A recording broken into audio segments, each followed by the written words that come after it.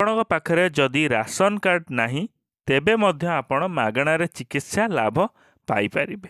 किपरि मागणारे चिकित्सा लाभ पाइपारिबे एई भिडियोटी संपूर्ण देखंतु, काहेकि ना भिडियोटी संपूर्ण देखले ही आपण माने जानि पारिबे। धन्यवाद। भिडियोटी संपूर्ण देखंतु। नुआ वर्षरु BSKY नवीन कार्ड रो शुभारंभ आसंता 6 तारिख रु पंजीकरण। आपण माने केही पैसा अभाव चिकित्सा अवहेला हेब नाही, समस्त को मिलिबो मागणा सुविधा। राज्य सरकार आउ एक कार्यक्रम हाथ को नहीं। नुआ वर्षरु BSKY नवीन कार्ड रो शुभारंभ होइछि। आसंता 6 तारिख रु एही कार्ड कार्यर पंजीकरण आरंभ हेबो। पंचायत स्तर रे आसंता 16 तारिख जाए ऑनलाइन माध्यम रे पंजीकरण करा जिवो।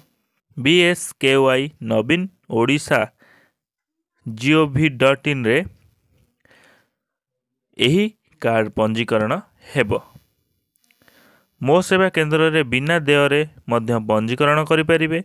ऑनलाइन माध्यम रे दस्खत ग्रहण करा जिवो नाही। एथिपाई जिला स्तरीय सचेतनता कार्यक्रम को करा जिवो।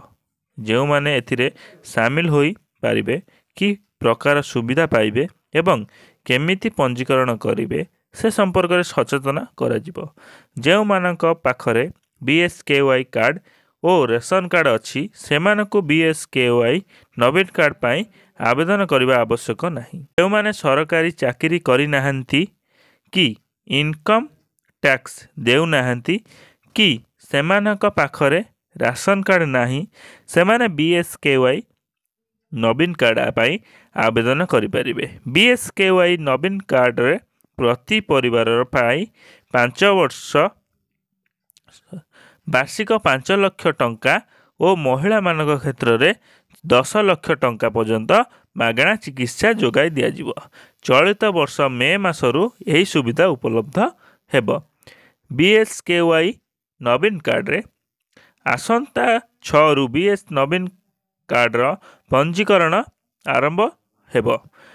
www.bskynavin.odisha.gov.in जरिया रे आवेदन करि परिबे। आसंता 16 तारिख पर्यंत चलिबो ऑनलाइन पंजीकरण। पाखरे राशन कार्ड नथिले भी BSKY नवीन कार्ड पाई आवेदन करि परिबे। मो सेवा केंद्र रे बिना देय रे करि परिबे आवेदन। ऑफलाइन दस्खत ग्रहण करा जिबार व्यवस्था नहीं। सरकार चाकरिया पेंशन भोगी और आयकरदाता यही सुविधा पाई परिबे नहीं। वीडियोटी जदि संपूर्ण देखिथिबे तेबे लाइक शेयर सब्सक्राइब करंतु। धन्यवाद। चैनल को नुआ करि आसिले निश्चिंत सब्सक्राइब करि दियंतु। जय जगन्नाथ।